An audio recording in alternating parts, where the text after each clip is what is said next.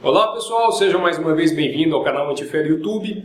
E hoje eu estou a fim de complementar o meu vídeo anterior. Eu falei em relação aos Illuminatis, teorias malucas, mensagens subliminares. Só que eu falei um tanto superficialmente, o que fez com que vários apologistas, um tanto eu diria malucos, viessem me encher o saco nos comentários, dizendo que eu fui muito superficial e não sei o que. Então nesse vídeo eu vou tentar pegar na mãozinha dessas crianças e explicar, detalhe por detalhe, por que mensagens subliminares não funcionam. Ou será que eu seria um Illuminati tentando promover a desinformação? Vamos ver.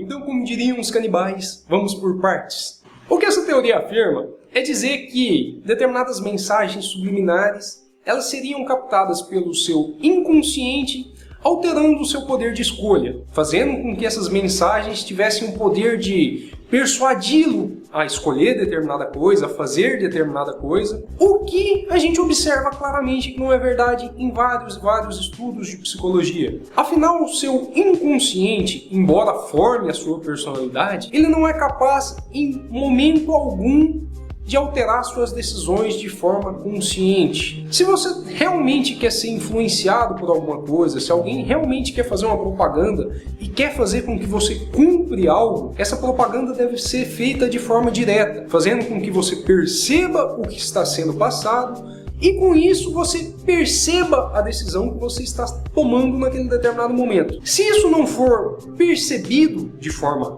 consciente, simplesmente seu cérebro tende a não armazenar aquela informação, tende a não usar aquela informação. E isso a gente vê claramente pela questão da memória. Mas aí devemos pensar, como funciona a nossa memória? O que devemos ter em mente é que toda e qualquer mensagem do mundo exterior precisa ser captada por nosso corpo para daí chegar em nossa cachola. Então, a partir do momento que um determinado estímulo externo passa por um de nossos 5 sentidos, ele vira corrente elétrica, impulsos elétricos que irão passar pelo nosso corpo até chegar no nosso sistema nervoso central. E quanto mais atenção a gente dá para aquele determinado estímulo externo, maior a probabilidade dele ficar gravado por mais tempo em nossa memória. Então, meu amigo, já está mais do que pacífico em psicologia dizer que a gente tem memória a curto prazo, memória de trabalho, memória a longo prazo e algumas outras que sinceramente eu não lembro o nome. Mas, então vamos parar para pensar um pouquinho. Como determinada mensagem subliminar irá ficar gravada em seu inconsciente de forma que isso consiga alterar seu poder de decisão,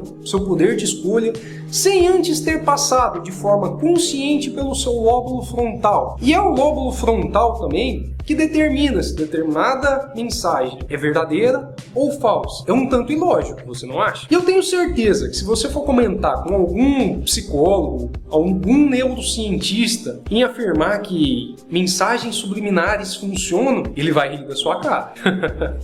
Eu vou rir da sua cara. Mas vamos imaginar então que você ainda é um apologista chato, que quer porque quer defender mensagens subliminares e a teoria conspiratória da nova ordem mundial. Aí a gente cai num outro grande problema, a limitação da capacidade visual humana. Mas antes de tudo, eu teria que te explicar como que funciona o olho humano. Eu acredito que todo mundo saiba que nosso olho tem um formato esférico. Então, para que determinada imagem possa se formar, ela vai passar pela sua córnea, irá entrar por um pequeno buraquinho chamado íris, irá atravessar seu cristalino, irá se formar essa imagem que a gente chama de retina. E na retina a gente tem determinados elementos que chamam-se fávios. Esses fávios estão em constante contato com o nosso nervo óptico. E a partir do momento que essa mensagem chega na nossa retina, ela vira impulso elétrico, que então vai ser captada pelo nosso cérebro. Mas por que é importante a gente saber disso? Embora a nossa visão a gente seja capaz de perceber praticamente 180 graus, nossa visão periférica ela só é capaz de determinar cores e movimentos. Ela não determina detalhes. A área que a gente consegue observar detalhes, movimentos e cores é uma área muito pequena de foco de nossa visão. As luzes elas não poderiam passar atravessadas dentro do nosso olho, senão a gente enxergaria embaçado, que é o que a gente vê na nossa visão periférica. Então, se a gente tem determinada mensagem subliminar que não está concentrada no ponto fixo do nosso olho, de forma a gente analisar aquela imagem de forma consciente, nosso cérebro simplesmente vai ignorar aquela imagem ou vai perceber aquela imagem com um determinado movimento ou determinada cor. Não com exatidão, não com precisão, de forma com que essa imagem realmente seja nítida para que você consiga ser persuadido por ela, influenciado por ela, ou quem sabe até mesmo lembrar daquela determinada imagem que foi passada para você de forma subliminar. Ainda quero acreditar em mensagens subliminares. Aí a gente cai em mais um outro grande problema.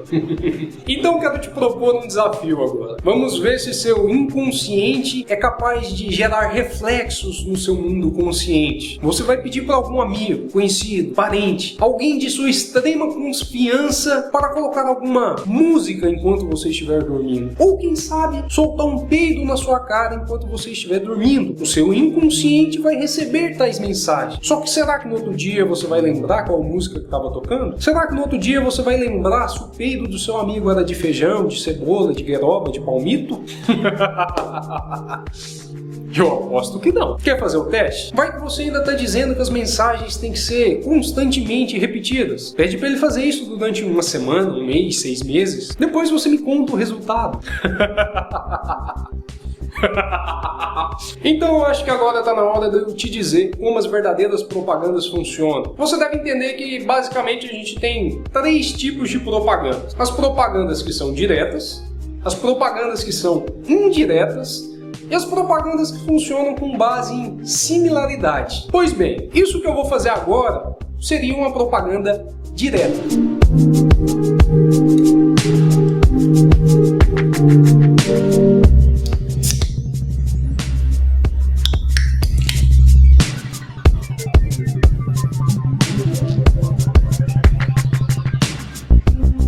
Geladíssima.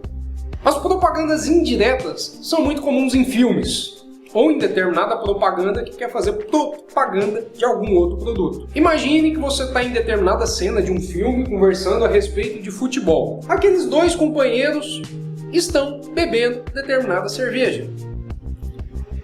Porém, o assunto abordado por eles não é aquilo que eles estão bebendo. Você, como telespectador, ao observar aquela imagem, você consegue ver aquele determinado produto que está sendo mostrado. Com certeza, esse é um tipo de propaganda eficiente, mas apresenta um grau de persuasão muito menor do que aquele tipo de propaganda que a gente observa como sendo direta. E o que seria, então, propaganda por similaridade? Uma propaganda por similaridade, ela atinge um determinado público-alvo muito específico. Porque aquele determinado público-alvo tem que ser conhecedor daquela determinada mensagem que está sendo passada. Como, por exemplo, imagine você que eu coloque a configuração de um triângulo, uma bolinha, um X e um quadrado. Se você não conhecer o controle do PlayStation, você não vai saber que aquilo lá é um controle de PlayStation. Se você conhecer, você pode lembrar do PlayStation. Faz de conta que uma mulher está chupando um pirulito de forma bem sensual. Se essa propaganda for destinada ao público masculino, muitos poderão pensar que aquela imagem se refere a uma apologia ao sexo. E é dessa forma que funcionam as propagandas. E antes de terminar esse vídeo, as últimas considerações rápidas em relação à teoria conspiratória dos Illuminatis. Bem, por que seria inviável a criação de um governo único? Se você for analisar o mundo atual, o homem ele é extremamente ganancioso. E a criação do governo único iria prejudicar drasticamente essas ambições humanas. Iriam prejudicar o que ele mais quer, que é dinheiro. Mas por que razão isso iria acontecer? Imagine que as grandes corporações, as grandes cabeças, os grandes milionários que estão por trás desse mundo, eles querem sempre mais dinheiro. São sempre mais gananciosos. Quanto a isso eu não discordo. Só que, se você tem os vários e vários países sempre em conflito, se você tem os vários e vários países se matando, se destruindo, eles têm a oportunidade de vender armas, eles têm a oportunidade de vender engenharia civil, ganham com a demolição, ganham com a reconstrução, ganham com as variações de bolsas. A partir do momento que você tem um determinado governo único, a primeira coisa que aconteceria é diminuição dos conflitos, que, teoricamente, no mundo seria bom. Mas se você realmente tem esse determinado grupo por trás, isso aí seria um tiro no pé para essas grandes corporações. Imagine que você invista na bolsa. Essas grandes corporações, quanto mais variáveis têm os países, mais vantagens para elas, porque elas sempre podem ficar especulando dinheiro. A maioria dessas corporações são compostas de ações. Então você não tem um cabeça pensando em tudo. Se você realmente tivesse determinado grupo, seria inviável dele tomar determinadas atitudes que interferissem drasticamente no cenário global.